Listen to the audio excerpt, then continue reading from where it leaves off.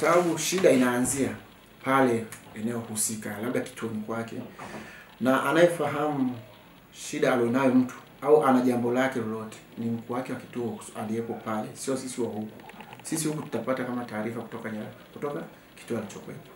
Kirana bima ya jeshi letu la magereza ni kuwa na jeshi imara la kisasa, tena lenye wataalamu wa hali ya juu, viwango vya kitaifa na kimataifa, tena lenye wataalamu wa hali ya juu, viwango vya kitaifa na kimataifa. Masjala ya maafisa na askari ni eneo muhimu katika utendaji wa shughuli za kila siku ndani ya jeshi la magereza. Kutokana na umuhimu huo, PHQ Habari katika kutimiza majukumu yake imetembelea ofisi za sehemu hiyo, makao makuu ya jeshi la magereza, na kufanya mahojiano na mkuu wa sehemu husika. Kwa jina naitwa mkaguzi msaidizi Imam Samuel Mao. Niko hapa ofisi ya makao makuu ya magereza, kitengo cha masjala ya maafisa na askari. Majukumu yetu ni kama ifuatayo. Cha kwanza ni kutunza nyaraka na kumbukumbu mbalimbali za maafisa na askari wa jeshi letu la magereza. Lakini pili ni kupokea barua mbalimbali, kuziweka katika majalada na kupeleka sehemu husika. Lakini tatu ni kufanyia marekebisho majalada yenye kasoro na kuhifadhi sehemu husika. Lingine ni kusajili majalada mapya ya askari wapya pindi wanapoajiriwa. Lingine ni kuhuisha taarifa mbalimbali za askari na maafisa, kama vile taarifa za ndoa, za watoto na kadhalika. Ndio majukumu yetu tunayofanya katika ofisi ya masjala makao makuu. Ndio, umeelezea majukumu mengi. Kimsingi ni majukumu mengi mlionayo kabambe. Labda tuanze na jukumu la kwanza la kutunza nyaraka.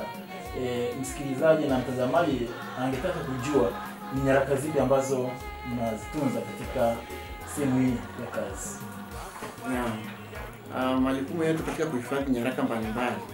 Nyaraka zenyewe ni kama hivyo vyeti vya ndoa ndio nimesema, pokea vyeti vya watoto, kuhifadhi nyaraka zingine za kitaaluma, simu mbalimbali, issue za likizo za maafisa,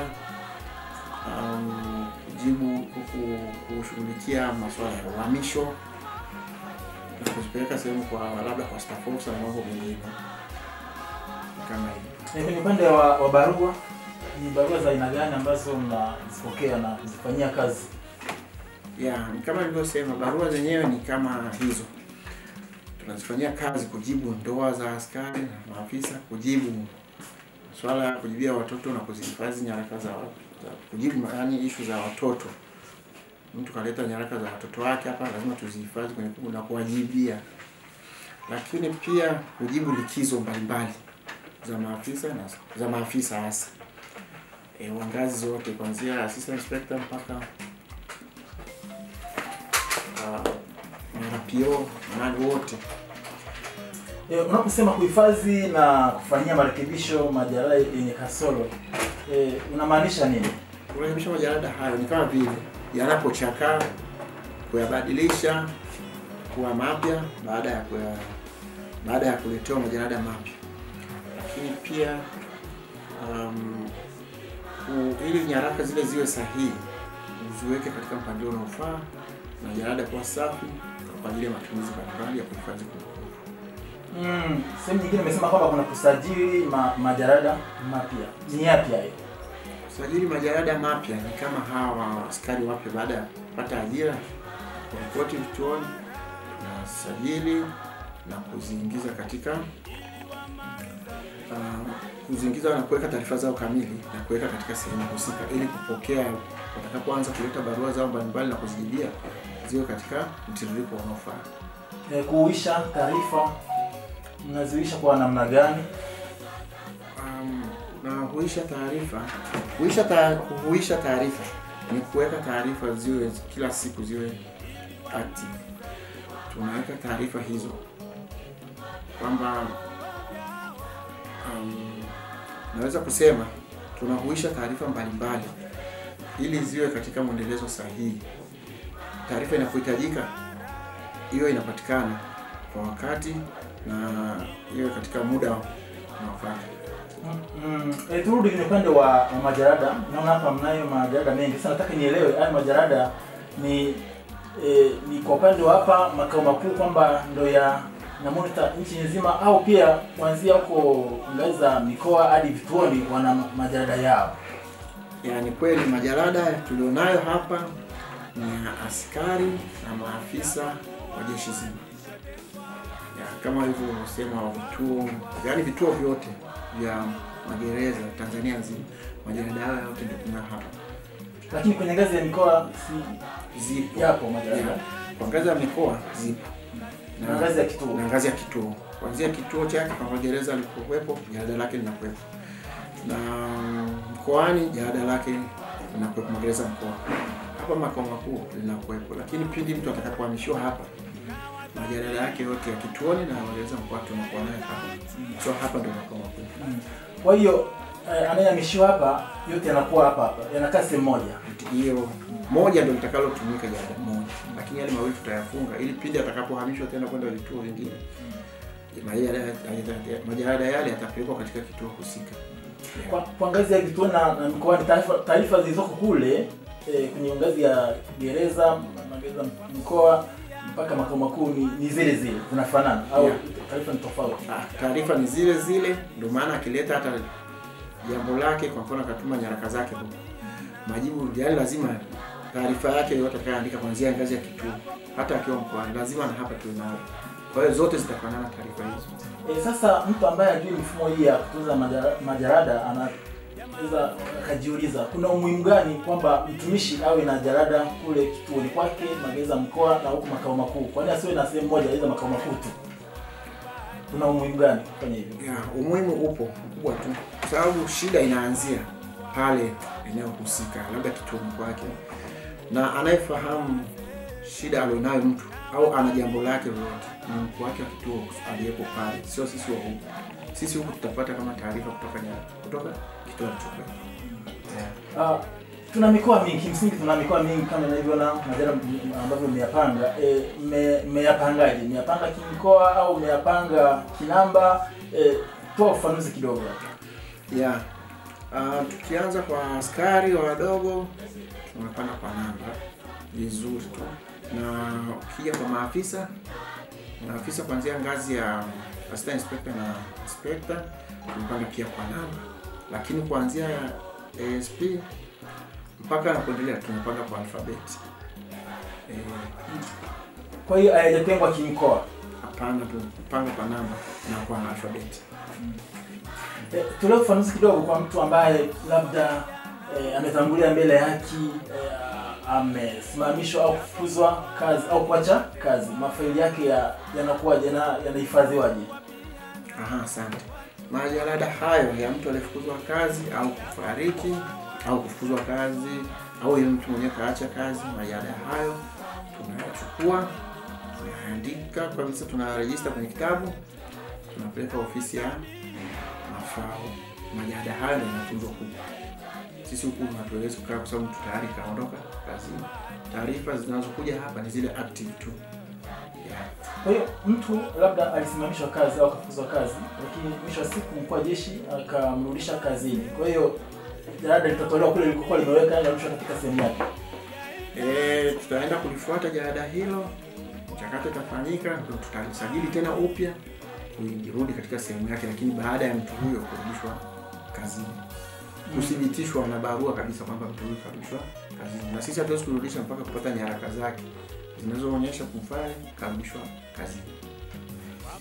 Kimsingi dunia imebadilika na imehamia sehemu nyingine kwamba kwa matumizi ya mtandao. Ndio maana kuna mahakama mtandao, kuna e-ofisi. Sasa nataka nielewe kama ofisi mmejipangaje? Kwanza kabisa tunashukuru serikali wizara na mkuu wa jeshi. Kwa kweli kuhamia huko utarahisisha kweli utendaji wa kazi na uhifadhi wa kumbukumbu kwa njia ya ofisi ya mtandao. Hiyo ofisi kwa kweli itasaidia mno, kwa sababu unarahisisha tu kupata jalada lake, tuma tu kwa mtandao. Yaani ni rahisi. Baadaye unachukua copy ile ndio unarudisha kwenye jalada. Kwa hiyo swala la upotevu, ucheleweshwaji wa kila wa taarifa za mtu, yaani utakuwa haupo. Kwa sasa hivi nimesema kwamba haya majalada kimsingi yanaanzia vituoni, yakuja magereza mkoa mpaka huko makao makuu. Kwa mfano labda tumehamia kwenye upande wa hii ofisi. Mtatumia mfumo gani ili kuhakikisha taarifa ziko kule kituoni, ziko magereza mkoa hadi huko makao makuu? Kwanza kwa sasa hivi tunaanzia hapa makao makuu. Tunatoa elimu, semina na mafunzo mbalimbali. Kwa kweli tunamshukuru kwa jeshi kwa hilo. Tuko vizuri na tumejiandaa kupokea jambo hilo na kulianza. Alafu baada ya hapo ndio tutatoa mafunzo vituoni ili utaratibu uende ule ule. Kama ulikuwa wa jalada, sasa kutakuwa ni mtandao. Taarifa mtu inaingizwa kule, narushiwa hapa, sisi tunasukuma sehemu husika. Kwa mkuu wa jeshi yeye atapanga action officer ni mpi. Kwa hiyo huyo mtekelezaji na majibu yatarudi na utaona utendaji wa kazi, yani huwezi kuchelewesha tu jambo. Unaonekana nani ni mzembe.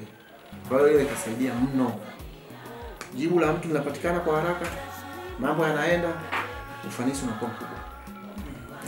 Labda nataka nijue, maana unapozungumzia masuala ya hii ofisi unazungumzia masuala ya mtandao kwa maana ya network. Ndio. Hapo umejipangaje kwanza ngazi ya vituo, labda kwa sababu kuna magereza mengine yako maeneo ambayo labda mitandao ni shida, kupata mtandao ni shida. Huko itakuwaje? Ofisi ya IT wenyewe wamejipanga. Siku hizi mambo ni rahisi tu. Kuna VPN hiyo. Utafungiwa VPN ofisi zote huko, vituo vyote walipo. Hata kama ingekuwa ni wapi. Ukiwa tu VPN yako pale, kazi kama kawaida. Na scanner yako, una mashine yako hapa, mambo yanaenda. Umesema kwamba mnatoa elimu kwa watumishi, kwa watendaji ambao wako hapa makao makuu afu baadaye kwenda kule vituoni. Ni watumishi wale au mnao mkakati wa kuajiri wengine ili kuongeza nguvu kazi? Sisi tunafahamu kama miaka inaenda, ajira zinatoka, sisi tunasogea, tutawapa mafunzo kwa sababu tayari tuna ueledi. Tutawapa na sisi wale mafunzo, semina hapo, wanakuwa wana ueledi wa jambo hili. Maisha yanaendelea, sisi tunasogea na wenyewe wanasogea. Kwa hiyo ni hivyo, generation zinabadilika. Kimsingi mafanikio ni mengi na nimejitahidi, lakini wanasema penye mafanikio hapakosi changamoto. Sasa nielewe changamoto kwa ujumla. Ndio. Ni changamoto zipi ambazo mnakumbana nazo katika uendeshaji wenu sehemu hii? Changamoto za uendeshaji katika sehemu hii. Changamoto zipo. Kuna pungufu hayakosekani. Ila kwa kweli mkuu wa jeshi anajitahidi kuzitatua. Yaani vizuri kabisa, jambo linatokea, tukiona mapungufu tunaandikia, tunapata nini? Tunapata majibu sahihi kutoka kwa uongozi, unashughulikia haraka, mambo yanaenda. Na mwisho, ukiwa kama msimamizi wa sehemu hii, nini ombi lako kwa mkuu wa jeshi, Kamishna Jenerali wa Jeshi la Magereza Jeremia Yoram Katumbo? Ombi langu kubwa ni kwamba changamoto zinapotokea na kupeleka kwa uongozi, kwa kweli tunaomba zitatuliwe tu kwa haraka. Kwa sababu kila siku mahitaji yanaendelea, kwa sababu tunaishi vitu, mabadiliko yanatokea. Mabadiliko yanatokea, mambo yanabadilika. Kwa hiyo changamoto zinapotokea na mabadiliko haya tunawasilisha kwa uongozi. Naomba mkuu atusaidie kutatua kwa haraka. Ni hayo. Asante sana. Asante sana.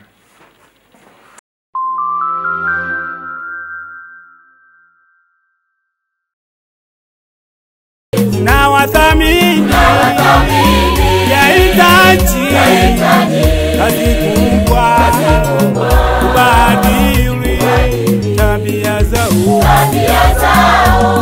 Dira na dhima ya jeshi, jeshi letu la magereza ni kuwa na jeshi imara la kisasa. Dira na dhima ya jeshi, jeshi letu la magereza ni kuwa na jeshi imara la kisasa.